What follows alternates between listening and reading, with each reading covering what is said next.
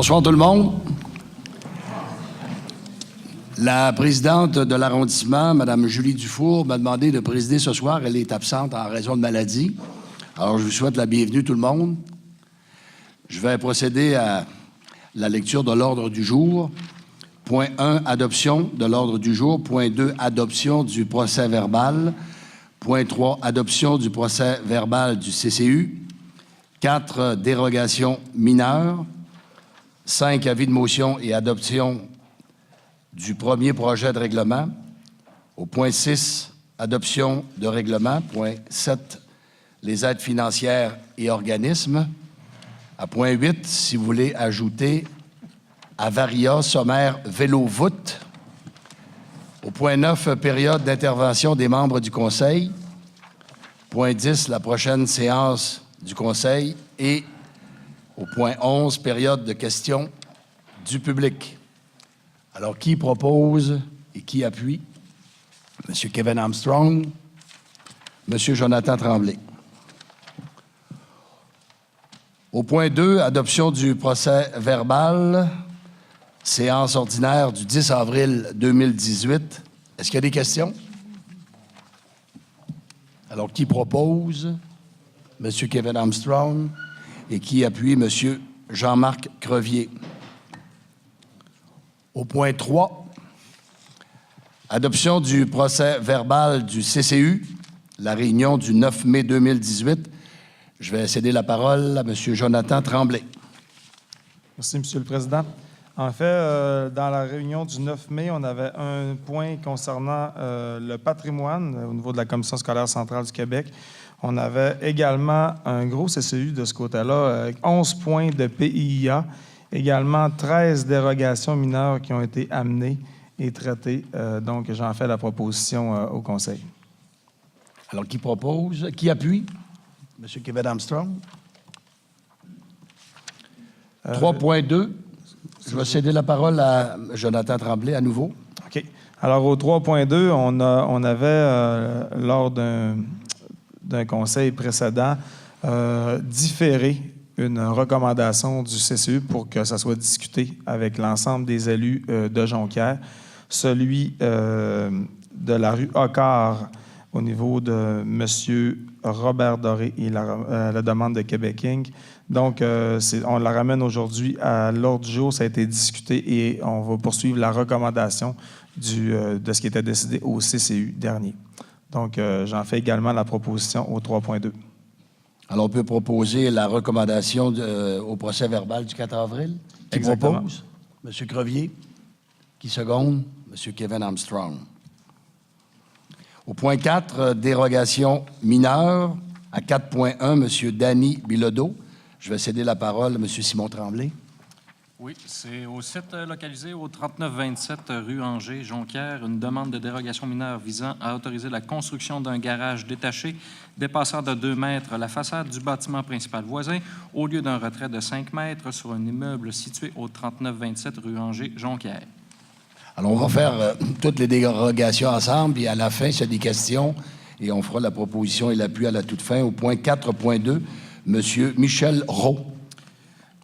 Donc, au 2601 rue du Plessis-Jonquière, demande une dérogation mineure visant à régulariser l'agrandissement du bâtiment principal à une distance de 3,65 mètres de la ligne latérale de propriété au lieu de 4 mètres sur un immeuble situé au 2601 rue du Plessis-Jonquière. Le prochain, c'est le lot 5 369 257 cadastre du Québec, rue des Cumulus, au lac Kenogami, demande une dérogation mineure visant à autoriser la construction d'un garage détaché avec un empiètement de 3,5 mètres en cour avant au lieu d'aucun empiètement sur un immeuble situé au lot 5 369 257 cadastre du Québec à la rue des Cumulus, au lac Kenogami.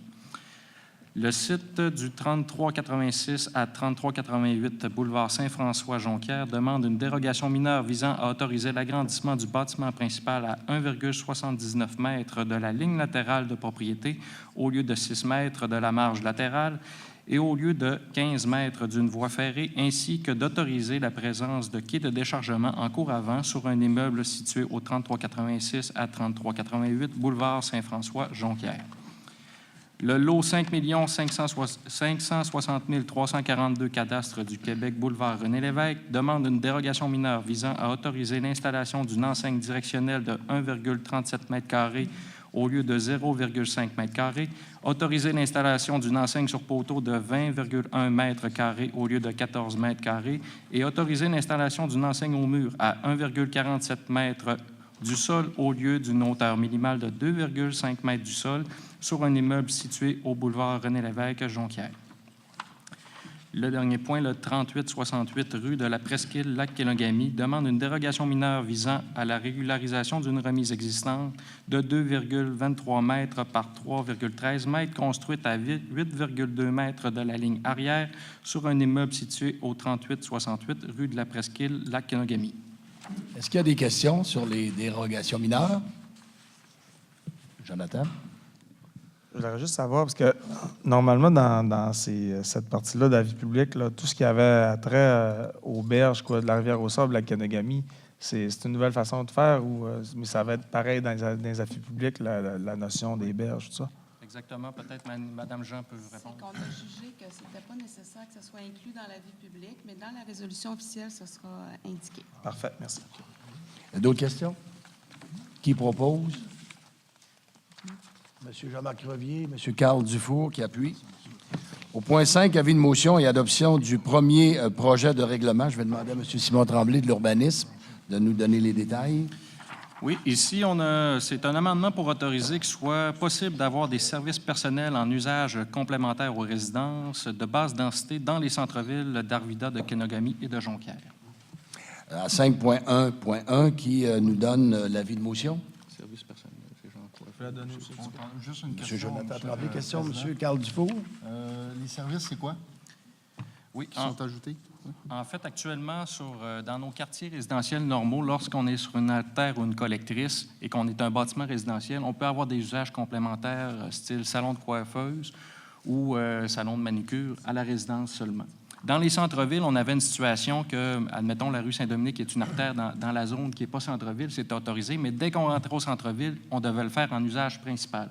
Les gens qui avaient des résidences comme ça, le voisin, dans le fond de l'autre rue, ne pouvaient pas faire la même activité parce qu'il était dans le centre-ville.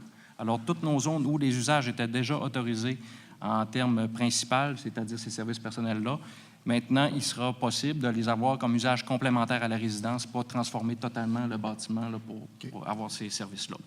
Parfait, merci. Merci. À 5.1.2, adoption du deuxième projet de règlement. J'ai besoin d'un proposeur et d'un appuyeur. M. Jonathan Tremblay, M. Carl Dufour. Au point 6, adoption de règlement. Je vais céder à nouveau la parole à M. Simon Tremblay de l'urbanisme. Oui, ici, c'est l'adoption du règlement pour agrandir la zone 61-162 à même une partie de la zone 61-164 pour ajouter un terrain vacant se trouvant sur la rue Chappet dans le secteur du commerce Eugène Allard, près du boulevard Harvey. Merci. Au point 7, les aides financières aux organismes. Il faut l'adopter. OK. Alors, j'ai besoin d'un proposeur, M. Kevin Armstrong, et un secondaire, M. Carl Dufour. Au point 7, les aides financières aux organismes. Alors, c'est un montant de 6 845 $ qui a été proposé cette semaine par les conseillers. Alors, j'ai besoin d'un appuyeur, un proposeur, M. Jonathan Tremblay, et un secondaire, M. Carl Dufour. À 8, Varia sommaire vélo-voûte. Est-ce qu'il y a des questions là-dessus? J'ai besoin d'un proposeur là-dessus aussi. Oui. M. Carl Dufour et un secondaire, M. Jonathan Tremblay.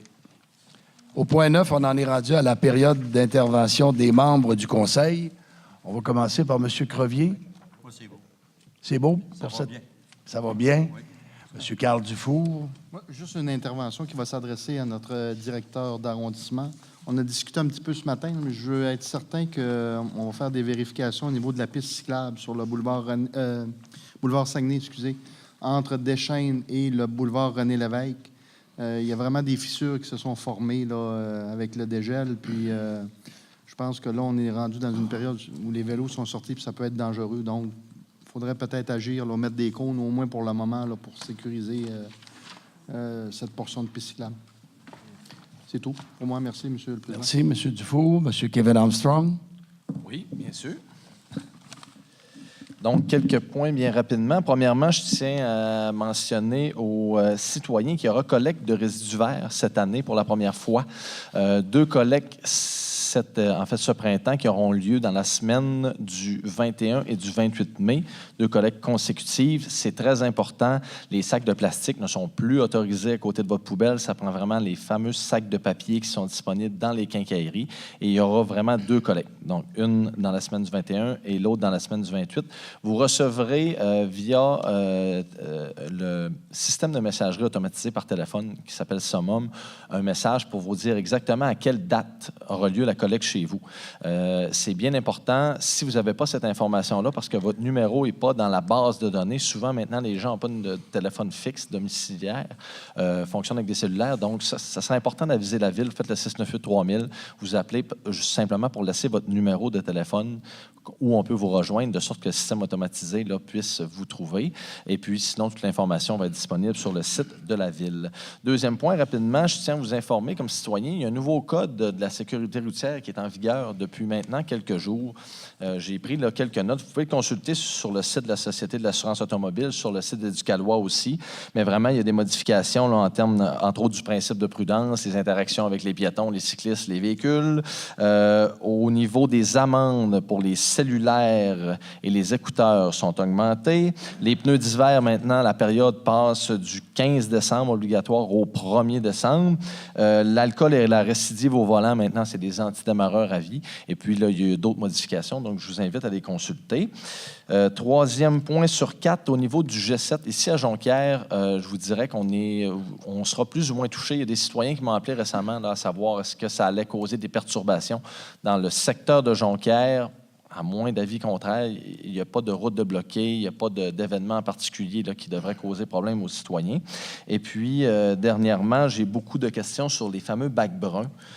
Écoutez, là, ça va être traité. Les gens, il y a peut-être eu un petit quiproquo dans les médias. Là, les gens pensaient que ça allait être voté au dernier conseil de ville. Ça va vraiment être traité au prochain, dans toute la foulée. Là, mes collègues seront avisés, entre autres, là, de la décision qui a été prise, du pourquoi, du comment. En fait, la recommandation pour être en mesure de prendre la meilleure décision là, en conseil de ville lors du prochain conseil. Donc, vraiment, là, c'était simplement pour signifier que les discussions auront lieu au prochain conseil de ville.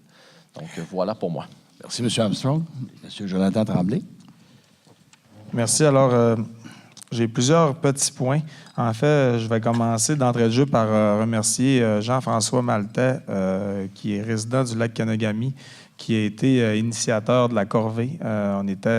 C'est samedi dernier que ça s'est tenu.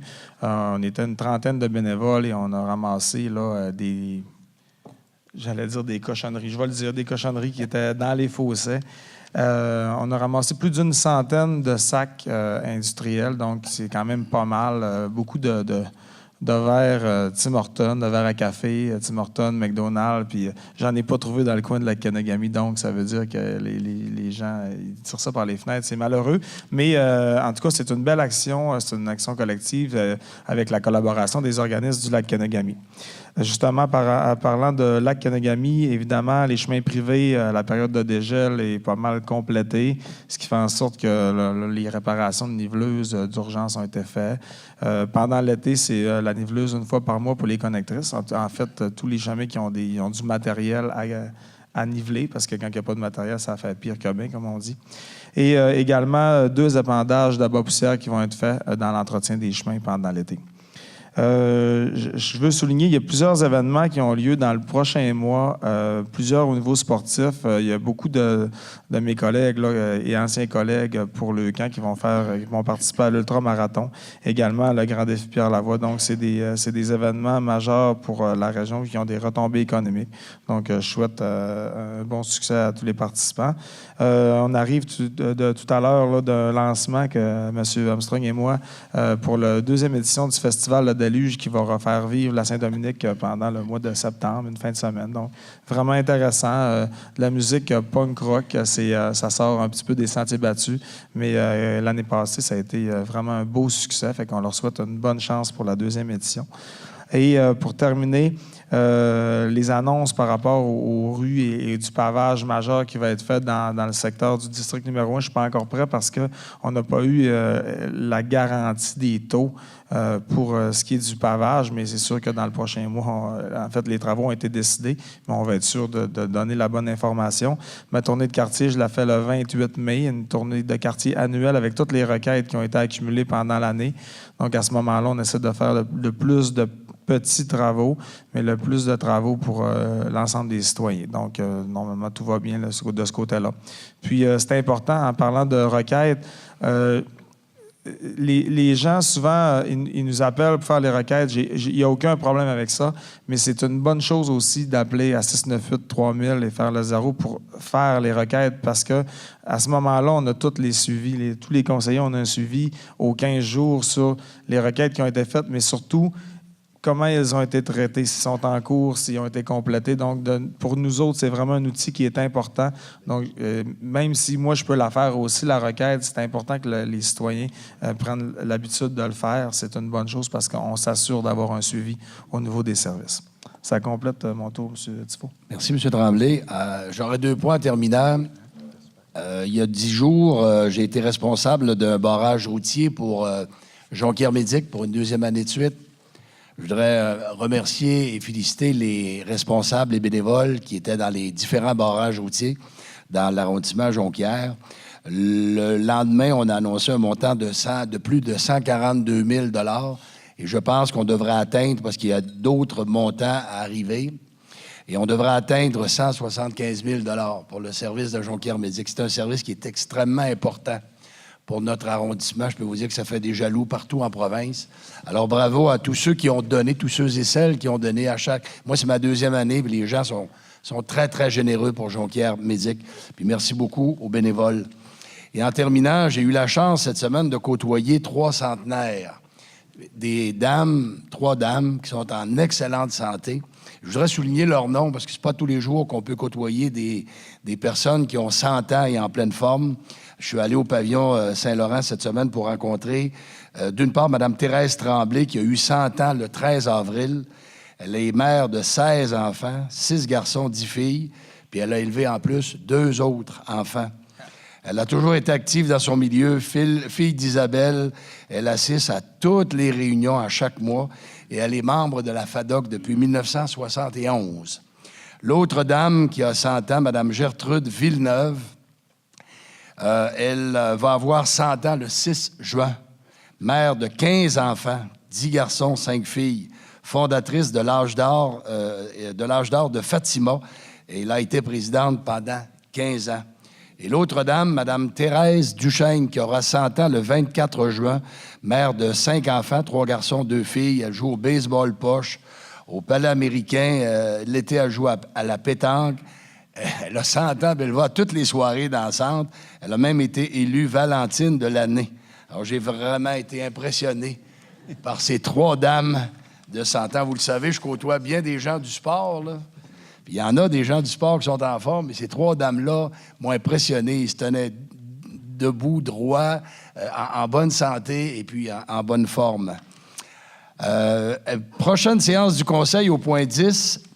Prochaine séance du Conseil d'arrondissement qui aura lieu le 12 juin à 19h, ici à la salle Pierrette-Gaudreau, 4160 du Vieux-Port à Jonquière. Maintenant, c'est la période de questions du public. Vous pouvez vous avancer en avant. Vous vous nommez en premier, s'il vous plaît, puis on va tenter de répondre à vos questions. C'est pas nécessairement tout de suite une question. C'est à propos d'un dossier important que j'avais parlé lors de la dernière Votre rencontre. nom, s'il vous plaît? Jean-Claude Ménard, résident Monsieur du Ménard, chemin Saint-Isidore. bonsoir. D'ailleurs, on est plusieurs du chemin Saint-Isidore. Si les gens D'accord. lèvent la main, c'est la grosse OK, équipe. oh boy. Au moins une vingtaine de personnes. Je me fais Alors, le bonsoir tout le monde. Je me fais le porte-parole des résidents du chemin Saint-Isidore qui, depuis 2013, on a brassé le dossier de façon à ce que l'ensemble des résidents puissent avoir un réseau d'eau avec l'aqueduc de la ville pour tous les résidents. Il y a beaucoup de réseaux indépendants où il y a des groupes de personnes qui sont dessus. On a des puits artésiens, des puits de surface. Même dans les puits de surface, il y a des puits qui sont contaminés. Il y a des personnes qui ont des puits de surface et quand il y a une période de sécheresse durant l'été, il manque d'eau. Donc, c'est quelque chose qui est alarmant. Et ce qui nous surprend le plus, c'est qu'on est à 3 km du centre-ville. C'est un rang qui mesure à peine 1 km. Il y a 28 maisons, 3 commerces. Et, entre autres choses, il y a aussi un centre d'équitation qui commence à se développer. La problématique, on l'a soulevée en 2013 avec M. Laforêt à l'époque. On avait évalué avec M. Laforêt, les ingénieurs, environ un coût de 700 000 $ en faisant le réseau d'aqueduc et la réfection complète du chemin Saint-Isidore. C'est depuis 2013 qu'on attend qu'on refasse l'asphalte, et pas juste l'asphalte, mais vraiment le chemin, parce que le chemin est très magané. Demandez à M. Jonathan Tremblay, qui était anciennement notre échevin, il a passé régulièrement là. Mme Dufour est passée durant la campagne électorale et s'est aperçue aussi des déficiences qu'on a dans ce chemin-là. À chaque année, on le fait réparer. Plusieurs résidents téléphonent pour des bris, des trous, des bosses. Il est vraiment en mauvais état. Les caniveaux sont mal faits. Les calvettes percent, brisent, parce que l'eau s'écoule inadéquatement. D'autres éléments, donc on dit en 2013, ça a commencé, on a une pétition. 42 personnes ont signé cette pétition-là, qu'on a d'ailleurs donnée à Mme Dufour lors d'une rencontre vendredi passé avec M. Gravel. L'ingénieur de la Ville était supposé être là, mais parce que la réunion a été remise du mercredi au vendredi, il n'a pas pu être présent. On a rajouté des éléments au dossier permettant de mieux comprendre le processus, puis comment ça se fait que des gens sont connectés avec les entrées de la ville, mais ces mêmes entrées-là sont présentement en bris, d'où des pertes d'eau dans le réseau. Moi et mon voisin, on est connectés tous les deux. On a des pertes d'eau, on a une perte de pression depuis le printemps. Je vous dirais, à partir du mois de février, il y a eu comme des coups d'eau et il y a une problématique à ce moment-là sur le réseau. Sur les personnes qui sont connectées, il y en a 10 qui sont pas connectées aussi sur l'entrée du réseau. Et cette entrée-là est encore brisée. L'été passé, il était supposé le réparer, ça n'a pas été réparé. Normalement, c'est une tâche de la Ville. Pour quelle raison? J'ai eu en main cet après-midi un document qui date de 1925, nommant exactement qu'est-ce qu'il y en est du réseau d'aqueduc du chemin Saint-Isidore. Le droit que la Ville de Kanagami, à l'époque, avait sur ce chemin-là pour pouvoir passer un réseau. Cette même législation-là qui était passée avec la Ville de Kanagami a été répétée en 1959. Donc, non seulement la Ville de Kanagami devait entretenir le réseau, s'assurer de la fiabilité, s'assurer qu'il y a un écoulement adéquat de la pression. Et ce qu'on s'aperçoit, c'est que ça ne s'est jamais fait. Et on nous a dit dans les réunions précédentes, j'avais rencontré M. Jonathan Tremblay l'année passée, il y a 2 ans, M. Laforêt avant, avec, entre autres, mon voisin M. Boilly, M. Blackburn, et ça a fini par jamais aboutir. Quand je vous dis que ça n'aboutit pas, c'est qu'on nous promet toujours qu'il va y avoir quelque chose. On fait les autres rangs de tout le secteur de Jonquière, on rajoute des hydrants, on collecte les résidents, mais ça ne s'est toujours pas fait chez nous. Donc, les gens sont un peu à bout, mais vraiment à bout. Ça, c'est pour ce qui en est du chemin Saint-Isidore. Est-ce qu'il y a des gens qui veulent rajouter quelque chose là-dedans? Oui? Moi, que je veux ajouter de quoi à ma maison, ça me bloque. Oui. Elle veut agrandir sa maison parce qu'elle veut accueillir ses parents. Elle a un puits de surface. Son puits de surface est souvent sec l'été. Et alors, ça bloque pour assurer l'agrandissement de sa maison pour accueillir ses parents. Elle a un commerce aussi en même temps là, d'armoires de cuisine. Et il y a un gros commerce aussi trépanier. En face, il y a beaucoup de résidents. Il y a un autre commerce de construction, d'asphalte, etc. Donc, puis ça, c'est une autre problématique qu'il faudra peut-être régler à un moment donné. Ça devient des fois important à cause des bruits qu'on retrouve dans le rang Saint-Isidore. Parce que trépanier, quand il travaille, c'est du métal. Alors, quand les portes sont ouvertes du grand usine qu'il y a là-bas, ça fait un bruit infernal dans tout le rang. Ils sont à combien de kilomètres, Trépanier? Trépanier sont en face de... Presque en face? 6 résidents. OK. 6 résidents. Quand ils ferment les portes, c'est tolérable. Quand ils font attention avec le camion, quand ils rentrent à des heures puis qu'ils ne brossent pas le camion, c'est tolérable. Mais il y a des bouts que ça devient harassant pour tout le monde. On veut être dehors quand il fait beau, et c'est très difficile à ce moment-là. Un autre élément, vous aviez parlé à la dernière réunion qu'il y aurait un développement au niveau des infrastructures dans la ville. On nous a dit, Mme Julie, que c'est 40 millions. Est-ce que c'est 40 millions pour l'ensemble de la ville de Saguenay ou seulement... pardon, 12 millions, 40 kilomètres. 40 kilomètres. 16 millions. 16 millions? Ah, 40 kilomètres. 40 kilomètres. Est-ce que c'est l'ensemble de Saguenay? Oui. Ouais. OK. Jonquière, ils m'ont aussi pensé un petit peu plus à nous autres. Parce que Chicoutimi était bien servi, la baie était bien servie, Chipichot, c'est pas pire. On a 43 43 Donc, le Bois-Royaume est dans le décor? Ça s'est amélioré. On espère. Oui, madame. Comme je disais à M. Jean-Claude l'autre jour, quand on s'est réunis en grand nombre ce soir, justement parce qu'on est à bout. Puis moi, j'ai pour mon dire, là, au tout début, quand je restais là, à peine que je payais des taxes.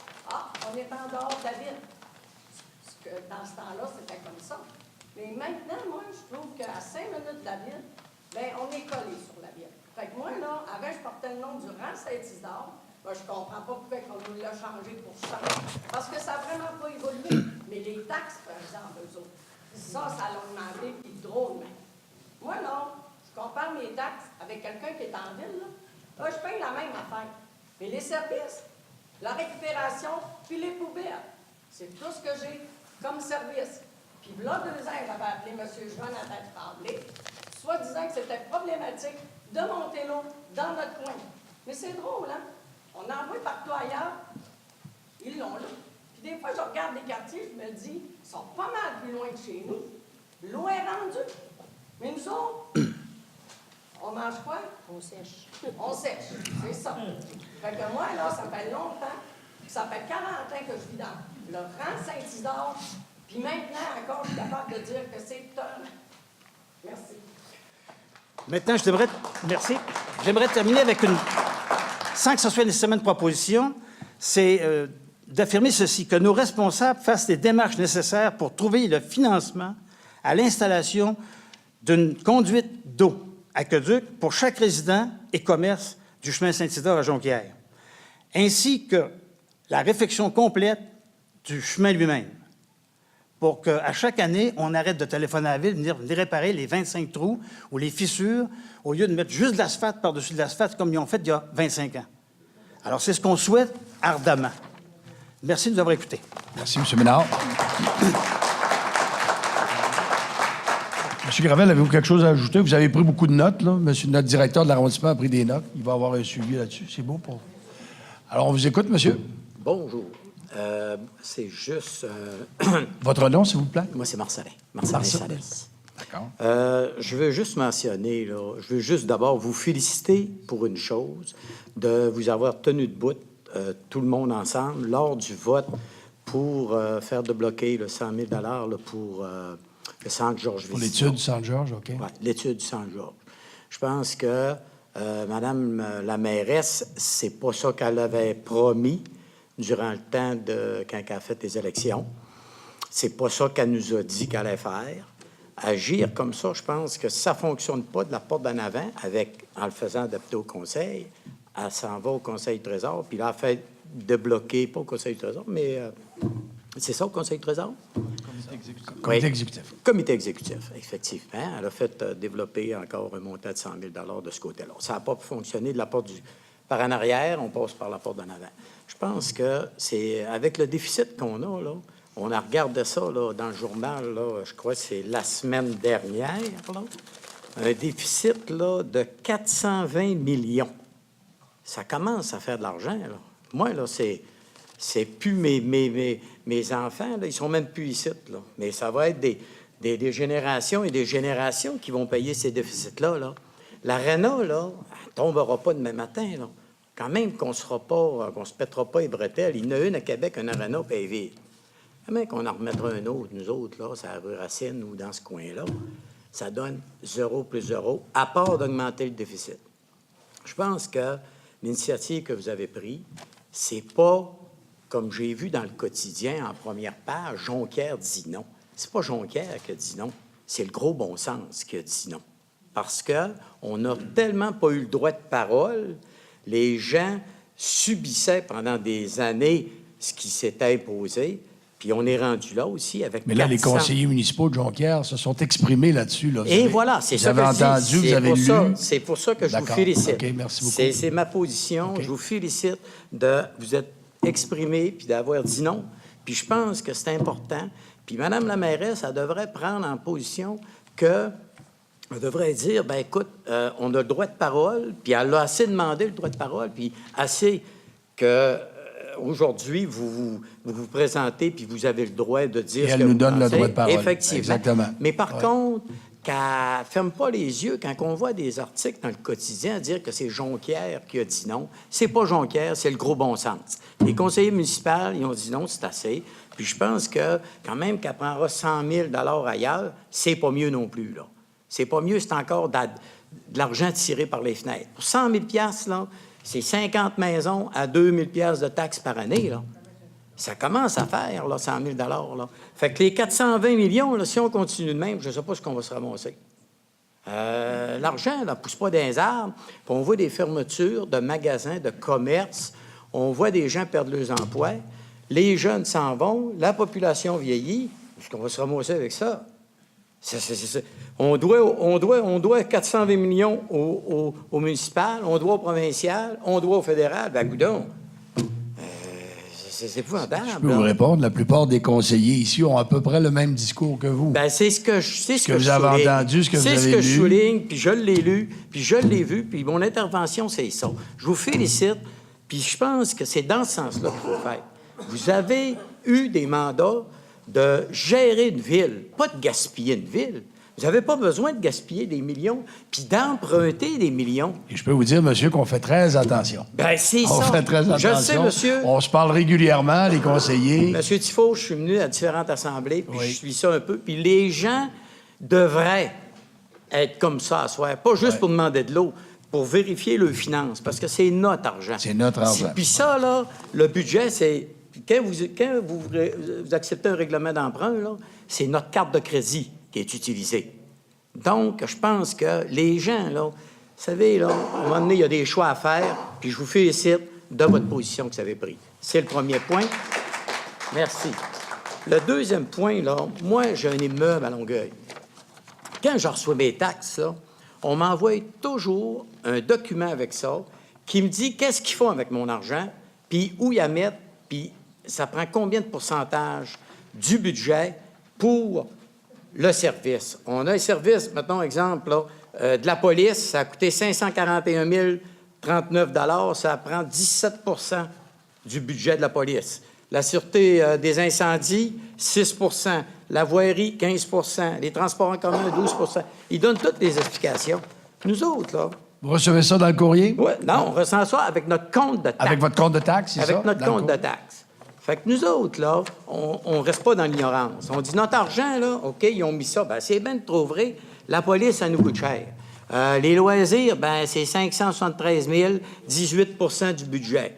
Tu sais, je regarde ça, moi, je dis, à Longueuil, là, culture, loisirs et vie communautaire, 18 du budget. C'est ce qui coûte le plus cher dans la ville de Longueuil. Ben, à un moment donné, les gens, s'ils ont des choix à faire, ils mentionnent ça au conseil, puis les gens sont informés. Je pense que c'est pas une cachette, c'est l'argent des gens, puis c'est important qu'ils soient informés là-dessus. M. Armstrong veut dire quelque chose là-dessus? Rappelez-moi votre nom de famille, M. Marcelin. M. Salès. Salès. Aviez-vous terminé votre intervention? Oui. OK, Moi, c'est super. ça. Ben, d'abord, merci pour vos bons mots.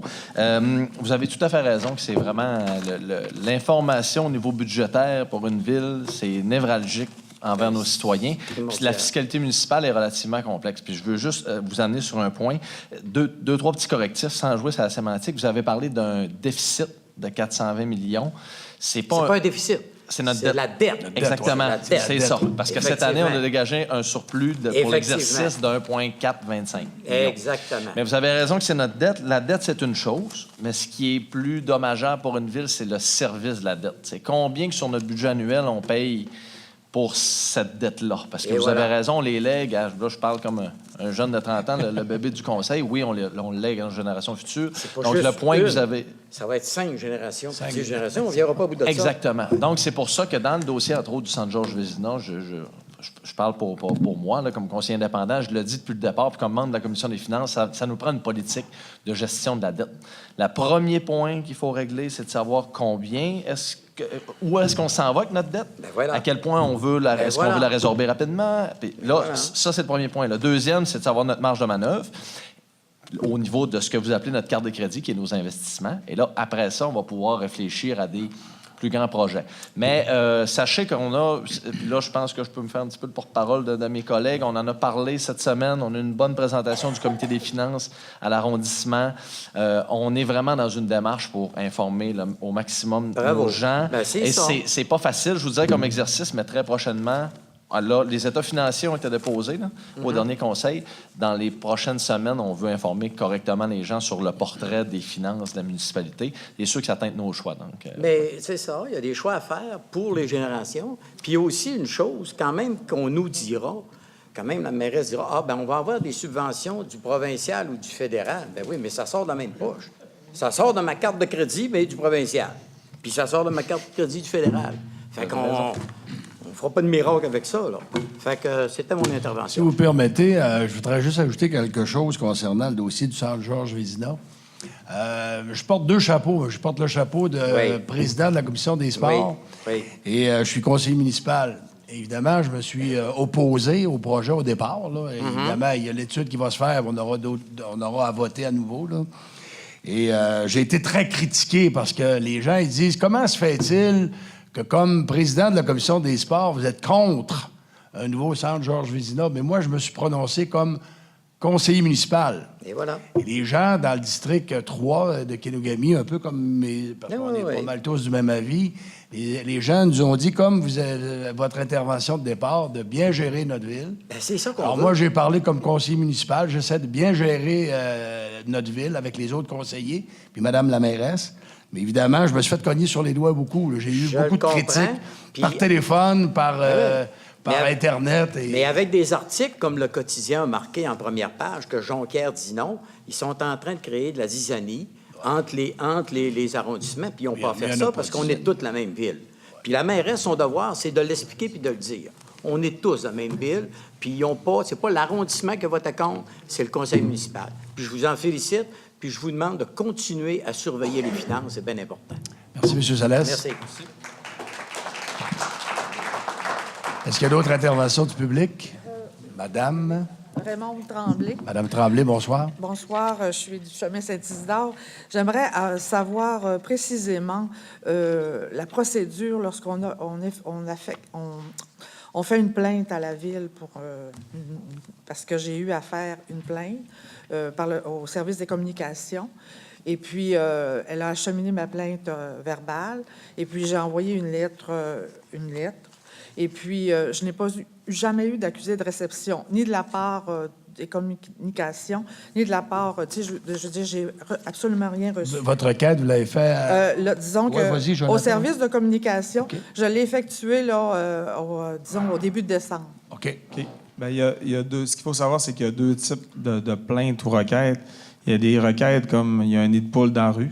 Là, je pense que vous ne parlez pas de ça. C'est une problématique de structure ou c'est plus une plainte? Disons que c'était une plainte, en tout cas, le premier grattage qu'il y a eu dans le rang, là, Ah, OK. qu'on avait tout nivelé une partie de notre terrain. J'avais effectué une lettre comme de quoi, puis je voulais avoir un correctif, mais je n'ai jamais... Moi, c'est parce que je n'ai pas eu d'accusé de réception. C'est ça, là, mon intervention, OK. ma question. Bien, là, je comprends que c'est vraiment le premier genre de plainte qu'on a. Ça s'appelle une requête. Vous avez passé par la bonne place. Ce que je disais tantôt, justement, aux gens d'appeler 698-3000, faire le zéro, dire qu'il y a une problématique. Normalement, ce que ça fait, c'est que ça va directement au service associé. Donc, là, on parle de niveleuse ou de grattage l'hiver, peu importe. Ça va aux travaux publics. Aux travaux publics, eux autres, quand ils reçoivent ça, là, ça rentre dans la machine, comme on dit. Puis les contremaîtres, ils doivent donner suite à ça. Ça peut être changer la lumière dans un lampadaire. Puis nous autres, les conseillers municipaux, là, on les reçoit aux 15 jours. Toute la liste. Puis ils nous disent si c'est en cours, si ça a été fait, si ça n'a pas été fait, quand ça va être fait, qui a fait la requête, tout ça. Mais normalement, pour des problématiques comme ça, du grattage, je ne veux pas minimiser l'impact, mais c'est une problématique mineure. Puis d'habitude, les services, ils vont régler la problématique, puis ça marque complété quand on le reçoit. Là. Okay. Fait qu'ils ne font pas nécessairement de retour chez les citoyens. C'est pour ça qu'il y a des citoyens quand même qui nous appellent directement, des fois les conseillers, pour dire, bon, je veux que tu sois au courant, j'ai fait une requête, puis j'aimerais ça avoir un suivi. Mais normalement, les requêtes standards comme ça, là, ça passe dans les services, puis en temps normal, c'est réglé pour des requêtes mineures comme ça. Il est supposé d'avoir quelqu'un qui nous dit, bon, ben madame, on s'en occupe, ça va être réglé. Non? C'est parce que les travaux n'ont pas été faits du tout? Ben, Il n'y a pas de retour. Non, c'est pas votre, du tout. c'est de votre retour. terrain. Non, le terrain, j'ai même pas eu de... On n'a pas eu de... J'ai pas eu de rien, absolument rien. Même ma présentation verbale, puis même écrite, j'ai rien eu. Parce que moi, je pense que quand on fait une démarche de cette nature, on devrait avoir au moins, bon, mais Madame Tremblay, on s'en est occupé, puis ça va être réglé, ou ça ne sera va pas être réglé retardé. parce que ça ne peut pas se régler. Ben, ce que je vous propose, c'est qu'à la fin de la séance, je viendrai me voir. Je vais prendre votre, même si c'est pas grave, les districts. Là. OK. D'abord, j'ai été dans le chemin Saint-Isidore, Ouais. j'ai pas de problème. Je vais vérifier, vous me direz exactement c'est quoi votre requête, puis je vous dirai comment ça fonctionne. Parce que là, il y a plein de sortes de requêtes, OK. je voudrais pas vous induire en Puis erreur. j'avais une deuxième intervention, c'est concernant lorsque se produit un problème urgent. Il se produit un problème urgent, puis à qui on fait affaire? Parce que on a eu une réponse d'une situation dernièrement.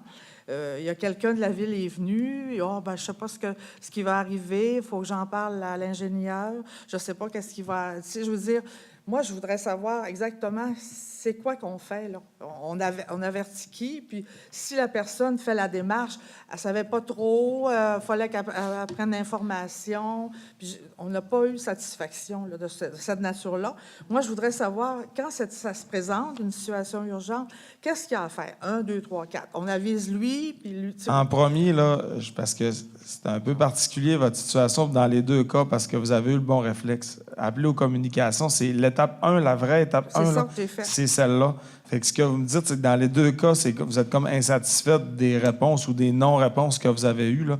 Vous viendrez m'en faire part Parfait. après. OK. Puis, parce que normalement, le processus, je dirais qu'en grande majorité, il fonctionne bien. C'est sûr, il n'est pas parfait. Là, je le vois ce soir qu'il n'est pas parfait, c'est sûr, là, mais ça me fera plaisir de vous donner suite.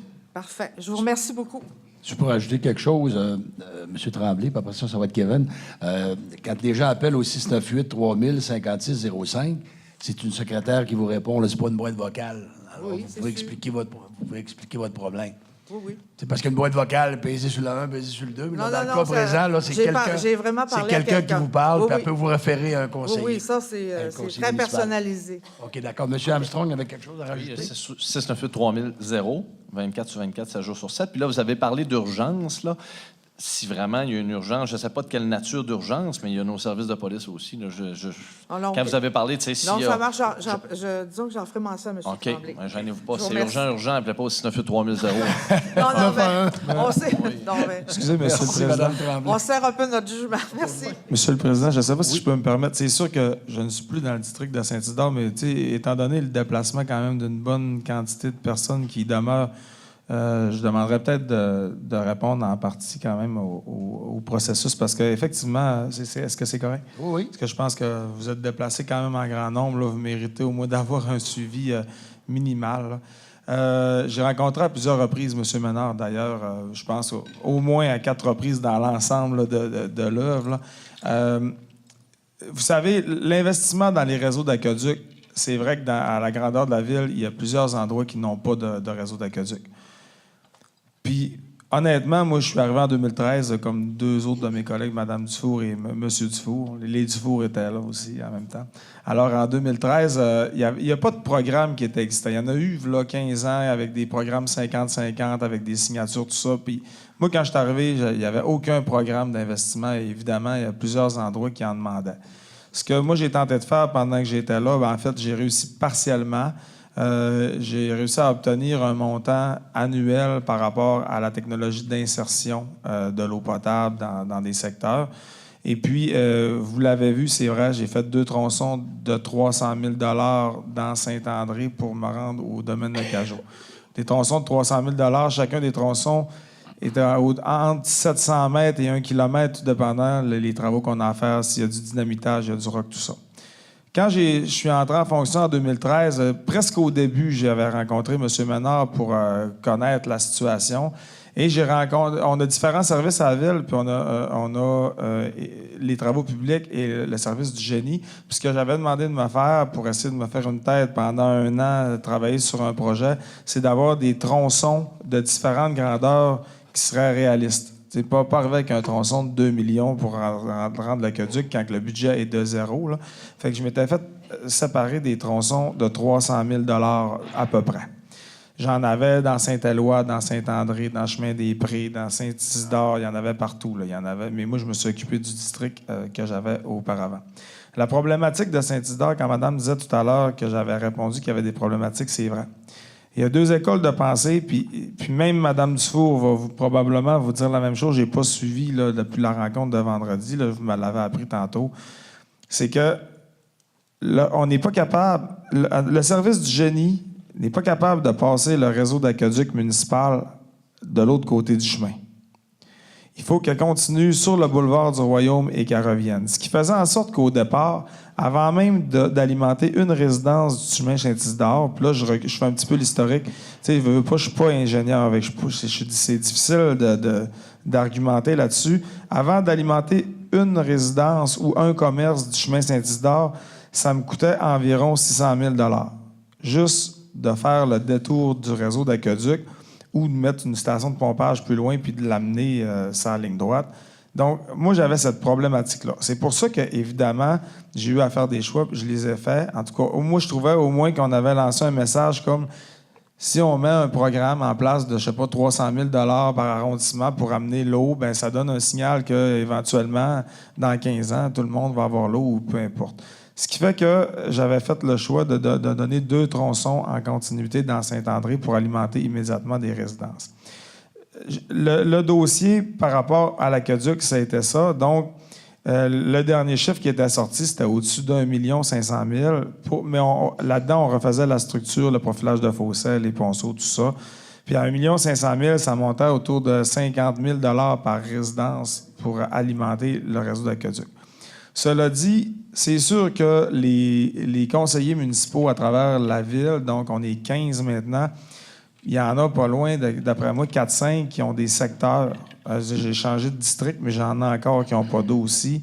Il y a plusieurs secteurs qu'on le demande, de faire de la prolongation de réseaux d'aqueduc existants. Au moins qu'il y ait un signal comme on a fait en 2015, 2016, 2017, il n'y en a pas eu. Donc 2015, 2016, si au moins on avait un signal. Mais je sais que Mme Dufour, probablement, qu'elle va donner le suivi pour aller voir. C'est pas une autre façon, parce que moi, c'est sûr que comme citoyen puis comme responsable du secteur, on veut aider le secteur. Puis dans ma tête, j'ai de la misère à m'expliquer comment ça se peut qu'on ne soit pas capable juste de traverser à partir du réseau municipal. Moi, dans ma tête, c'est facile. Mais comme je dis, je ne suis pas ingénieur. Puis les ingénieurs, ils s'entendent pour dire qu'on n'a vraiment pas le choix de faire le tour. C'est pour ça que l'ingénieur, malheureusement, je sais que vous aviez une rencontre, vous venez de le dire, là, il était là, mais ça va être important qu'il soit là la prochaine fois puis qu'il explique le pourquoi. Parce que ça, moi, j'avais des tronçons, puis les tronçons étaient vraiment identifiés. Puis le premier 600 000, j'alimentais 2 résidences au boulevard du Royaume. Tu sais, c'était quand même problématique, là. Mais je voulais vous le dire par rapport à ça quand même, donner au moins un suivi. Là. Mais il y a des plans des réseaux d'aqueduc faits pour la ville. Puis c'est sûr que comme conseiller municipal, je continue à croire que l'eau potable, c'est important. Hein? L'accessibilité à l'eau potable, c'est important. Puis qu'on devrait, dans le futur, s'arranger pour avoir un programme au moins annuel de l'argent prévu pour alimenter, faire un petit bout par année jusqu'à ce temps que les gens puissent en obtenir. En espérant que de son côté, puis ça, c'est peut-être un vœu pieux, mais le gouvernement du Québec puis le gouvernement du Canada, ils en ont des programmes, il n'y en a pas pour l'eau potable. Nous autres, la seule chose qu'on a présentement qui pourrait permettre d'en faire, puis on s'explique dans le mot « permettre », c'est les taxes sur l'essence. Puis dans la façon que c'est fait, la priorité numéro 4, c'est de pouvoir prolonger le réseau d'aqueduc. Mais on s'entend que dans la situation du grand nombre de kilométrages et de réseaux d'aqueduc et d'égouts de ville de Saguenay, on ne se rend jamais à la priorité numéro 4. On fait que de la 1 et de la 2 et de façon extrême, exceptionnelle, de la 3. C'est pour ça qu'on n'a pas de programme qui nous aide là-dedans. Je trouvais quand même important de donner le suivi. Mais ça va être aussi important qu'un ingénieur de la municipalité explique vraiment là, les tenants aboutissants des structures. Là. Oui, ça s'est fait, par contre, en 2012 avec M. Nelson Bouchard, qui nous avait apporté les plans lors d'une rencontre avec M. Laforêt. Et on avait identifié qu'il y avait déjà 3 bornes qui avaient traversé la voie du CN puis la route 170. Donc, il y a déjà 3 bornes. Il y en a une chez Spence-Fils, il y en a une 6 maisons plus loin, après Spence-Fils, puis il y en a une à côté de M. Julien Boilly, qui est fermier, qui sont traversées déjà. Plus une ligne où il y a 10 résidents, c'est la ligne privée, qui sont branchés et qui passent aussi en dessous de la voie ferrée, puis qui rentrent de l'autre côté, et c'est la ligne d'eau de la ville. Fait qu'on ne comprend pas qu'on n'est pas capable de se brancher avec une ligne d'eau de la ville quand on est sur l'eau de la ville pour quelques-uns dans ça. Ça, c'est la grosse problématique. Donc, s'il y a un problème d'ingénierie, avec toute l'intelligence que nos ingénieurs ont, c'est impossible quand la prise d'eau est à 1 km du chemin Saint-Isidore qu'on n'est pas capable de la monter adéquatement ou de corriger la montée du tuyau, parce que c'est l'ancien réseau de Laclon qu'il y avait dans une partie, et c'est le même réseau qui monte en haut sur la ferme de l'autre côté du chemin. Donc, je pense que c'est un gros travail d'ingénierie qu'il y a à faire, mais il faut qu'on s'assure qu'il fasse parfaitement et avec les bonnes règles. J'ai donné, entre autres, à M. Gravel, tout à l'heure, des données de 1925, qui ont été colligées en 1959 sur le droit de passage sur les terres agricoles pour le réseau d'aqueduc, puis que la ville de Kenogami, à l'époque, devait s'occuper. Et c'est encore présent. Mais s'ils n'ont jamais fouillé dans les annales du passé, ben, ils ne sont pas capables de travailler dans les annales du présent. À ma connaissance, par rapport à ça, puis c'est parce que là, j'étais un jeune élu, puis je ne connaissais pas tous les noms des gens de la ville, mais à ma connaissance, les plans que vous avez là, je ne suis pas sûr que ce n'est pas ceux-là que M. Nelson avait retravaillés pour me remettre. Cela dit, il y avait 2 scénarios. Puis juste à côté de chez vous, là, avant d'arriver entre le quartier des Peintres puis le chemin Saint-Isidore, là, il y a une possibilité de développement avec M. Ghislain Lavoie qui était là. Puis le réseau d'aqueduc, là, la problématique, c'est que si on l'amenait de là, je ne veux pas m'embarquer non plus en main dans le tordeur, mais à ma connaissance, il y avait une insuffisance. Il fallait mettre une station de pompage supplémentaire, peu importe s'il y avait un commerce ou 2 maisons qui se construisaient de plus. C'est pour ça qu'on voulait le passer par l'autre côté. Il me semble que c'est une affaire de même, mais c'est vrai qu'un ingénieur, c'est la clé des réponses. Qui n'était pas en rencontre. Fait que... Mais c'est sûr qu'il va falloir en avoir à ce niveau-là. Sur cédule à nouveau là-dessus, c'est certain. Merci beaucoup. Merci. Bonsoir, madame. Bonsoir, mon nom est Solange Noël, je suis résidente du chemin Saint-Isidore. D'accord. J'aurais une petite question à poser. J'ai vu que dans ça, tantôt, vous avez parlé de dérogation et tout ça. Ma question est celle-ci. Vous avez donné un permis à quelqu'un dans le chemin Saint-Isidore, un commerce, pour un agrandissement de son commerce. J'aimerais savoir, quand vous faites ça, quelles sont les vérifications que vous faites, en considérant qu'il y a des gens qui vivent autour par rapport au bruit, par rapport au transport. Nous, là, on est allés les rencontrer, ces gens-là. On a essayé de trouver une solution amicale, disons, mais ça ne marche pas. Puis là, on ne sait plus quoi faire parce qu'on s'est déjà fait dire qu'ils ont des horaires à respecter, avant telle heure, après telle heure. Mais si ce n'est pas respecté, on fait quoi? Quel recours avons-nous? Est-ce qu'on en a d'abord? OK. Hein, elle est bonne, hein? M. Jonathan va répondre encore. Mon Dieu, je suis ta soirée. sollicité. Une chance que tu es là, hein? En fait, madame, Merci. je sais exactement de quoi vous parlez, puis je vous dirais que dans l'ancien mandat, je suis intervenu aussi à 2 reprises. En ce qui concerne les dérogations, il y a 2 choses là-dedans. C'est que, là, depuis qu'on a recommencé le nouveau mandat, à ma connaissance, il n'y a pas eu de dérogations mineures qui ont été accordées dans le chemin Saint-Isidore. Ce qu'il faut savoir, c'est qu'un permis il va être accordé. Il n'y a pas besoin de notre permission pour accorder un permis s'il respecte les règlements. Donc, lui, il est zoné. Il y a 2 ou 3 commerces. Mettons, chaque commerce a son zonage pour faire ses usages. Puis si M. Tremblay, là, gênez-vous pas de me reprendre si je me trompe, à ses usages, à ses marges à respecter, son pourcentage de bâtiments à respecter, tout ça. Donc, s'il y a eu des permis d'agrandissement puis qu'il n'a pas passé par dérogation, ce qui est tout à fait possible, ça, à ce moment-là, ils n'ont pas à demander la permission. Par contre, pour toutes les problématiques, il y a un règlement sur le bruit. OK? Là, j'imagine que vous parlez du bruit, là. Principalement. Je sais qu'il y a eu 2 interventions dans votre chemin pour 2 différentes industries, une pour le bruit, une autre pour une autre intervention qui ont été faites. Il y a eu des améliorations, on va le dire comme ça. Mais il y a toujours la loi, peut-être M. Tremblay pourrait juste spécifier qu'est-ce que c'est exactement le règlement sur le bruit puis qu'est-ce qu'on peut en faire. Le règlement sur le bruit... Approchez-vous du micro, monsieur, s'il vous plaît. Oui, en fait, toutes les activités ont le règlement sur le bruit qui est géré. Donc, c'est un règlement qui existe. Lorsqu'il y a des normes, il y a des activités qui peuvent se dérouler entre telle heure et dans la journée. Si vous voyez des cas problématiques aussi, le niveau de bruit il est plus élevé que normalement ou ici, il dépasse les heures d'activité, bien là, c'est de faire une plainte au service des programmes et permis.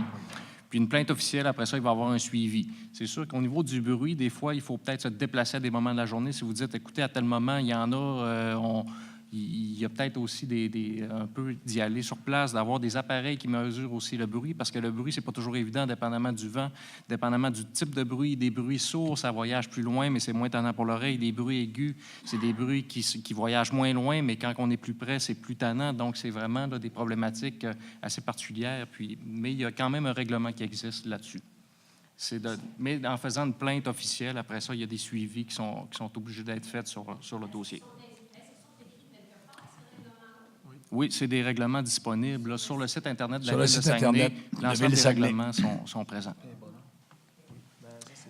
Merci, Mme Noël. Il y a une autre intervention, Madame? Bonsoir. Jacqueline Gravel, le quartier de la Petite-France. Moi, je repose une question que j'ai posée l'an passé, mais c'était dans l'ancien mandat, dans l'ancien régime. On a un parc, puis il y a eu des améliorations dans le parc de la Petite-France, de la région de la Petite-France. Puis, j'ai demandé l'an passé, il y a des toilettes mobiles là, qui sont installées l'été, mais il n'y a pas d'eau courante pour les enfants qui jouent au parc. Puis, les enfants ne penseront pas d'apporter une bouteille d'eau, là. Ils vont aller jouer, puis ils vont se déshydrater, puis ils ont besoin d'eau courante. Puis je suis sûre qu'il y en a dans la petite cabane là, pour les joueurs de hockey. Il y en a, hein? Bon, mais là, il faudrait l'installer. J'ai frappé une sourde d'oreille l'année passée, mais je pense que j'ai des meilleures oreilles cette année. Le parc de la Petite-France, c'est Kevin? Le parc de la Charente. De la Charente? Oui.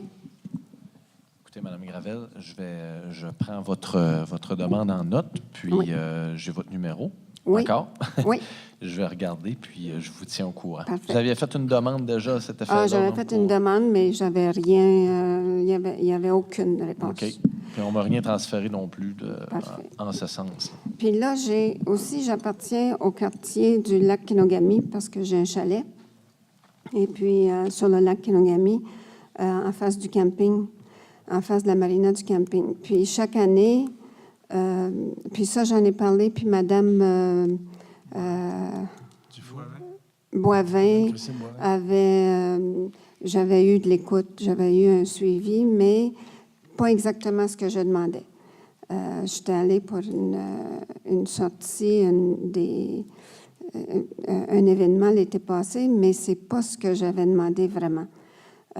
Chaque année, il y a eu des déversements, mais pas l'an passé, mais parce que j'étais pas au chalet non plus, là. Il y avait des déversements juste en face de notre chalet, qui est en face du camping de Jonquière, qui est de la marina du camping de Jonquière, puis des jeux, je ne sais pas comment on appelle ça encore, skateboard, non? Wakeboard. Des jeux de wakeboard. Bon, il y a eu des déversements, un bateau de plaisance qui déverse ses poubelles puis ses égouts face à notre... juste face au camping, puis toute la journée, les dégâts se promènent sur l'eau. Puis puis il y a des enfants qui se baignent, là, puis il y a des enfants qui jouent, puis il y a moi que j'ai pas accès à ma plage pendant ce temps-là.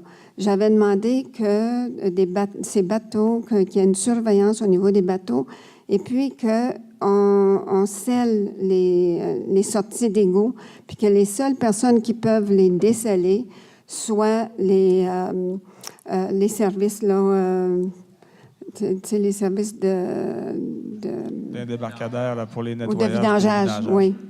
Parce qu'il y a un service de vidange droit là, justement face à ce bateau-là qui Il est gratuit, qui en déverse. tout cas. Les parlants, c'est gratuit. Ah, puis c'est gratuit en plus. Mais au Mme camping- Gravel, je peux peut-être vous répondre. En fait, effectivement, c'est bon de le souligner, puis on espère qu'il ne faudrait pas qu'il y en ait du tout de ça. Là. C'est très malheureux. Oui.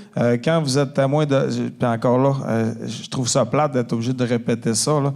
Sauf que quand il y a des gens qui sont témoins d'actions comme ça, qui sont très, très néfastes pour le lac, qui est quand même 70 de notre eau potable, là. Oui.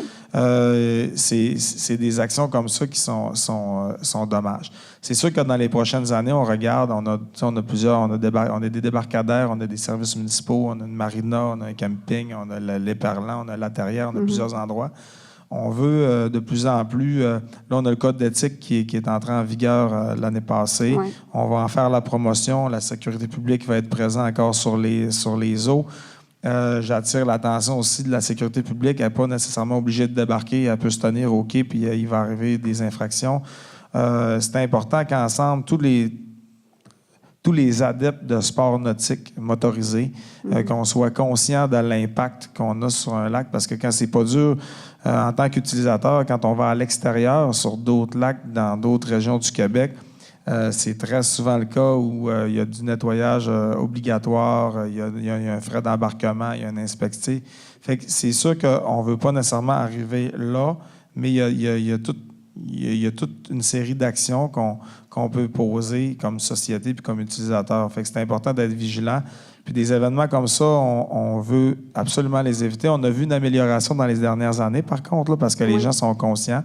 Mais c'est sûr qu'on n'est pas à l'abri de fautifs. Fait que je peux vous dire que la sécurité publique, puis mon collègue de gauche, là, M. Armstrong, il est président de la sécurité publique. Et je suis moi-même membre avec M. Tifo. Ça donne comme ça, on est 3 de Jonquière. Puis on va vraiment mettre l'accent sur la sécurité environnementale et sur les eaux aussi de la Kenogami. Oui. Parce qu'il y a des gens de chalets dans d'autres sections du lac Kenogami qui disent qu'ils voient des déversements, puis ils savent parce que les mouettes suivent le bateau. Bien, vous avez raison, mais il y en a plusieurs qui se sont fait prendre quand même, je dirais, J'espère. l'année passée, mais surtout l'autre année d'avant, parce que justement, un bateau, c'est pas comme une marque de voiture que tu vas passer sur une autoroute. C'est facile de savoir c'est lequel. Puis pas nécessairement juste avec les mouettes, mais ça peut être une bonne tactique. Merci. Alors, Mme Gravel, M. Armstrong, le président de la Commission de la sécurité publique, a pris des notes. Parfait. Le connaissant bien, le j'ajouterais dossier même- va avancer. J'ajouterais même, Mme Gravel, que le règlement au niveau de la Commission du développement durable, tout le règlement sur les rejets Oui. est en cours de révision. Tout au niveau de la pollution sur l'ensemble de notre territoire, on avait des morceaux réglementaires un peu partout. Puis d'ici septembre, il devrait y avoir une nouvelle mouture qui sera proposée. Donc, je vais m'assurer de valider que c'est inclus, mais je pense que c'est déjà le cas. Bien, merci beaucoup. Merci, Mme Bon Gravel. courage. M. Vigneault, bonsoir. Monsieur Thibault, Tifo. Yeah. je vous félicite, parce que c'est pas facile de prendre la place d'un autre, mais j'aimerais que vous feriez un message à l'ancienne présidente, parce qu'elle était supposée ce soir délivrer tous les travaux qui vont avoir lieu dans Jonquière, Arvida, Lac-Kenogami. Ça fait 2 mois qu'elle se préparait pour ça. Puis j'espère qu'à la prochaine Assemblée, elle va dévoiler les travaux qui vont se faire. Ça, c'est très important. Oui, on ne peut pas garantir à 100 On les sait pas mal, là, mais on ne peut pas Mais les je pense garantir. que vous devriez faire un genre de tableau et nous dire qu'est-ce qui va se faire. On veut savoir combien de millions vous allez dépenser. C'est aussi simple que ça. Ça peut aider. Sur une autre chose aussi, c'est j'ai marqué poteaux lumière. Moi, je demande toujours, sur le lac Kenogami, il manque 7 poteaux. Puis je veux les avoir. Elle était supposée aussi d'étudier ça, parce que j'y ai donné une lettre. Puis elle était supposée me donner une réponse ce soir. Malheureusement, je vais attendre encore un mois. Parce que c'est des lumières qui étaient supposées d'avoir sur la route, dans un détour, puis on a perdu ça. Par les grands vents, je ne sais pas, et tout d'un coup, on a perdu 7 poteaux. Vous savez l'histoire, non? Oui, on la connaît. Maintenant, sur un autre sujet que je pense que moi, je passe à tous les jours, à peu près, 1 fois, 2 fois par jour. Puis si je fais de la rivière au sable, là, Il y a des arbres, là, gros de même, là, qui sont penchés vers la route, qui sont tous pourris. Ça peut tomber sur un auto. Puis imaginez-vous s'il y a une femme dans l'auto. Hein? Ça peut être plus dangereux. C'est correct. Ah non, ça vous fait rire, c'est correct. Non, mais c'est pour vous dire. C'est pas dur, pourtant, des types comme la ville qui travaillent, la ville des camions, qui allent voir ça, puis disent oui, c'est vrai, il faut abattre ça. Parce que ça peut être un enfant, ça peut être un petit carrosse, ça peut être n'importe quoi. Mais c'est drôle que moi, je les vois toutes. Puis si j'ai pas raison, je suis prêt à y payer. Mais je suis sûr que j'ai raison, parce qu'encore ce soir, là, j'ai remarqué ça, là, c'est penché comme ça sur la route. C'est une question de vent. Ça va tomber. Sur un bon bout de chemin, quoi, sur 1 kilomètre, 2? 1 kilomètre, il y en a au moins 3-4 qui est prêt à tomber dans la rue. Monsieur Vigneault, on se l'est dit, là, demain, là, j'ai tout pris en note. Le 0,3 dans le chemin du Rocher, les arbres dans le chemin de la Rivière-au-Sable. Puis là, les 7 lampadaires, je les laisse à Julie, par exemple. Julie a dit qu'elle allait s'en occuper. Là. Sauf que demain, là, je vais vous aider, je vais faire une requête à mon nom personnel. Vous avez 2 conseillers sur votre dossier, M. Oui, mais Vigneault. c'est extraordinaire. C'est la première fois ce soir qu'on a du monde comme ça. Oui, bien bravo. Ça fait au moins 20 ans que je n'ai pas vu ça. Bravo. Félicitations. Bravo. Merci, M. Vigneault. Bonsoir, madame. Oui, bonsoir. Moi, c'est Nicole Boily. J'habite le chemin Saint-Isidore, ça fait 44 ans. Alors, je connais très bien le coin. Approchez-vous du microphone, s'il vous plaît. OK. Alors, vous avez compris? Non? Bon, Nicole Boily, alors, ça fait 44 ans que j'habite le chemin Saint-Isidore. Pour ce chemin-là, c'est un chemin qui avait été asphalté sur la terre battue. Alors, imaginez depuis le temps dans quel état il est, même si on a remis un petit peu d'asphalte. Puis au printemps, ben là, il y a toujours un peu partout, puis des fissures partout dans le chemin. En plus, ça fait 44 ans. À un moment donné, on a décidé de faire nos entrées d'asphalte plusieurs. Tout d'un coup, la ville arrive, puis il refait toute l'asphalte sur le chemin Saint-Isidore. Mais par-dessus, la vieille asphalte, naturellement. Un mois après, tout d'un coup, un camion goudronné nous goudronne complètement la rue. Qu'est-ce qui se passe ce matin? On a mis tout du concassé par-dessus l'asphalte parce qu'on venait expérimenter pour savoir si c'était glissant l'hiver ou quelque chose du genre. Alors, notre bel asphalte qu'on aurait peut-être pu savourer quelques années, ça n'a pas été formeux. Puis, c'est sûr et certain que c'est épouvantable, l'asphalte du chemin Saint-Isidore. On a toléré, parce qu'on s'est dit d'une façon logique, que tant qu'à faire l'asphalte, ben, c'était logique de passer l'eau en même temps pour une économie, une logique financière. Alors, je ne sais pas, au niveau de la ville, dans les infrastructures, etc., est-ce que de temps en temps, on mentionne vraiment l'asphaltage du chemin Saint-Isidore? Est-ce qu'on considère ce dossier chez nous également? Il y a le problème de l'eau, mais ça fait belle lurette qu'on a le problème d'asphaltage. Alors, à un moment donné, on est patient, etc., mais on aimerait bien aussi, à un moment donné, qu'on nous considère aussi, même si on est des gens tolérants, patients. Alors, il y a plusieurs voix qui se sont fait entendre ce soir pour le chemin Saint-Isidore. On a pris beaucoup de notes. J'espère. Il va sûrement y avoir un suivi de dossier. Merci beaucoup, madame. Oui, allez-y. J'aurais juste une petite information. Oui. Tantôt, vous avez parlé des dons pour les organismes dans la ville de Jonquière. Oui. Alors, vous avez mentionné 8 000 $. Alors, j'aimerais peut-être... moi, je fais du bénévolat dans un groupe, le Loisir Plus pour les personnes handicapées physiques. Alors, ça m'intéressait de savoir un peu, est-ce que le montant est reporté ou bien est-ce qu'il est amélioré ou diminué ou c'est standard, le 8 000 $ pour les organismes? Ça, c'est à chaque mois, ce montant-là. Là. C'est pour le mois ici là, qu'on a donné ça. On a un montant annuel. En fait, c'est un montant annuel qu'on a à l'arrondissement, en plus ce qu'on traite à l'arrondissement, parce qu'il y a comme un montant aussi pour toute la ville qu'on traite en grand conseil de ville et à l'exécutif. Sauf que quand on fait chaque arrondissement un montant pour les organismes, Puis on a chacun une enveloppe qu'on appelle l'enveloppe discrétionnaire, si on veut, pour contribuer à différents organismes. Ce montant-là est relativement stable. C'est sûr que ce qu'on traite aux arrondissements, c'est plus des dons que des subventions. On participe à des activités, on prend des plans de visibilité pour encourager nos organismes. Ces montants-là sont relativement stables pour cette année. Dans le futur, c'est sûr que, comme Mme Néron l'avait annoncé, et l'ensemble du Conseil, on se penche avec nos services sur une politique de dons et subventions pour que ça soit équitable à travers toute la ville. Pour pas que ça soit disparate. Dans le fond, c'est un travail de longue haleine, là. On a au-dessus de 1000 organismes, donc 567 reconnus. Ouais.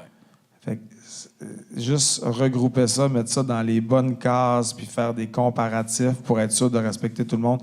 Mais normalement, là, les montants, on essaie d'être le plus vigilant possible. On comprend très bien qu'il n'y a aucune ville au Québec qui est capable de se payer du bénévolat. Fait qu'on comprend l'importance de tout ça. Fait que le montant est relativement stable pour cette année. Il va y avoir une grille d'analyse. On en a parlé cet après-midi, une grille d'analyse, justement, pour qui est... En tout cas, j'espère que vous allez continuer à les encourager fortement parce qu'ils ont vraiment besoin. Alors, merci. Merci, madame. Merci.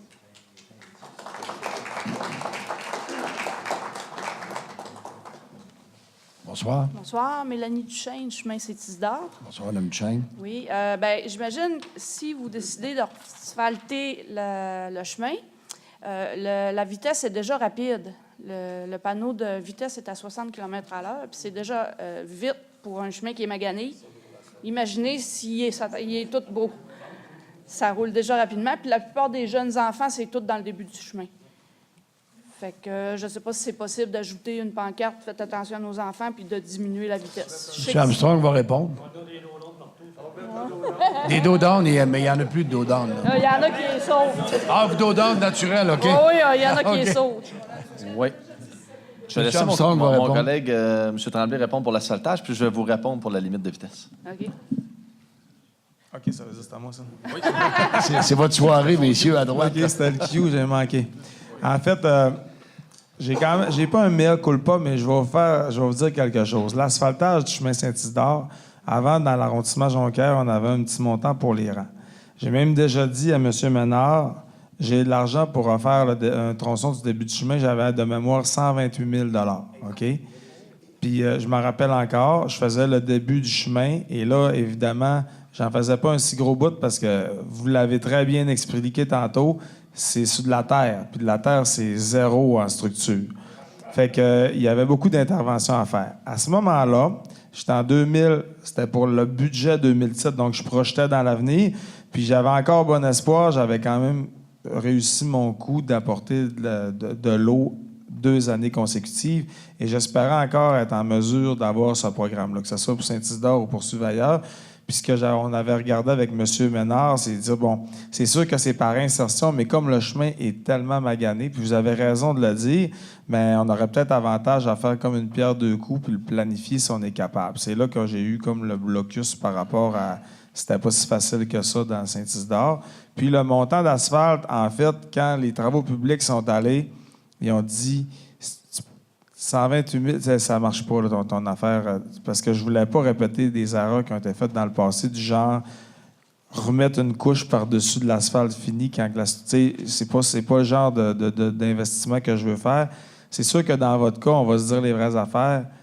Il faut tout arracher, il faut mettre du matériel, puis il faut faire les fossés. Il n'y a aucune autre solution. Si l'eau s'en va pas d'un côté, quand même, je mettrais 8 pouces d'asphalte. L'année d'après, la même bosse en avant de chez M. Ménard va revenir.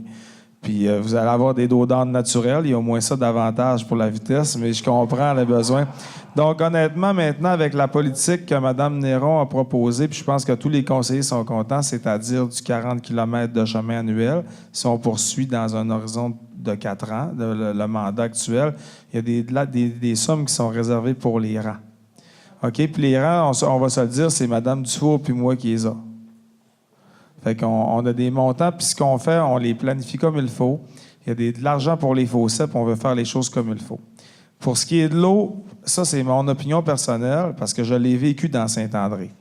J'ai voulu attendre pour l'asphalte, puis ça a été attendu de façon naturelle, sauf que ça n'a pas brisé l'asphalte, la façon d'insérer l'eau. Fait que un peut travailler sans l'autre, là. Fait que je voudrais pas attendre 10 ans faire de l'asphalte dans Saint-Isidore en disant, ben là, on va attendre de mettre de l'eau. Je pense qu'il y a des travaux à faire dans le mandat actuel. Je ne veux pas parler pour Mme Dufault, mais je pense qu'elle est au courant de la problématique. Puis de toute façon, quand tu fais du porte-à-porte, tu roules les chemins. Puis Saint-Isidore, ben, c'est une évidence qui est maganée. Donc, je pense qu'il y a des possibilités.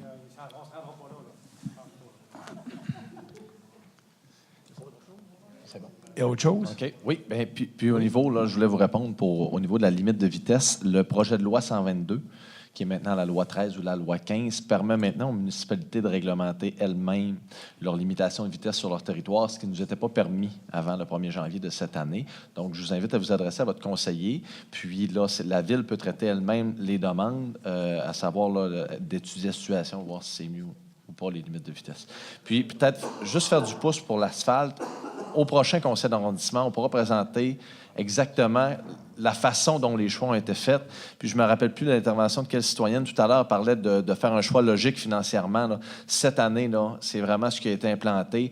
Les tronçons qui ont été choisis, clairement, sont pertinents.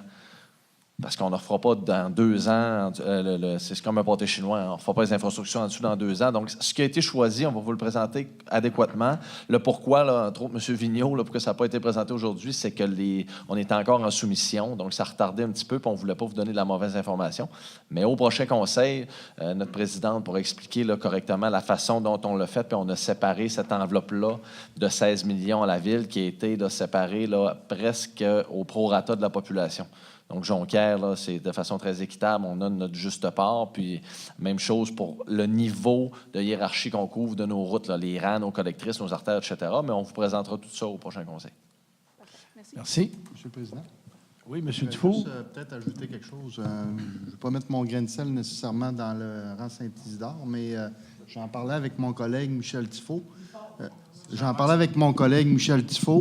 Nous, à Arvida, on n'a pas de problème. Donc, si les rangs de Saint-Isidore veulent migrer, Jean-Marc Crevier, si les gens du rang Saint-Isidore veulent immigrer à Arvida, on est prêt à vous accueillir. Il n'y a pas de problème. Ça nous fera plaisir. Mais honnêtement, juste pour terminer, félicitations aux gens qui se sont déplacés pour venir discuter de leurs problématiques. Ça s'est fait dans le calme, puis... je pense que dans le respect, oui, effectivement. Puis je tiens à vous féliciter parce que c'est rare que les gens se déplacent quand ils ont des problématiques comme ça. Donc, bravo tout le monde de vous être déplacés comme ça. Moi, je remercie Jean-Claude. Absolument, votre porte-parole. Étudier notre dossier. Je s'en être si bien occupé parce qu'il est vraiment au courant. C'est plaisant de jaser avec. C'est lui qui a quand même fait toute cette réunion-là ce soir pour qu'on soit ici présent parce que, comme on disait tantôt, on est à bout. Et avant de commencer à faire de l'asphalte, je pense que logiquement, on veut que notre argent soit bien investi, tout simplement. Merci.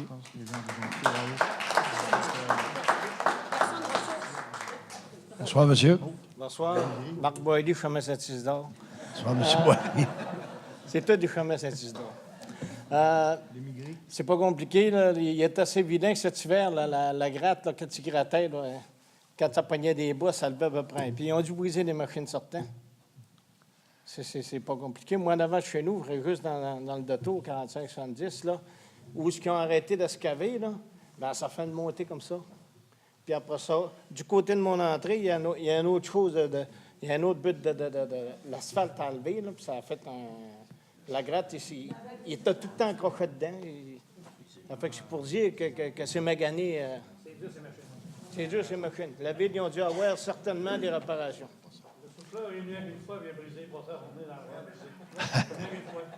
Merci, M. Boilly. Est-ce qu'il y a d'autres interventions? Alors, j'aurais besoin de quelqu'un qui propose la levée de l'Assemblée. Messieurs à droite, M. Jonathan Tremblay, et appuyé par M. Armstrong. Alors, bonne soirée tout le monde. Merci beaucoup.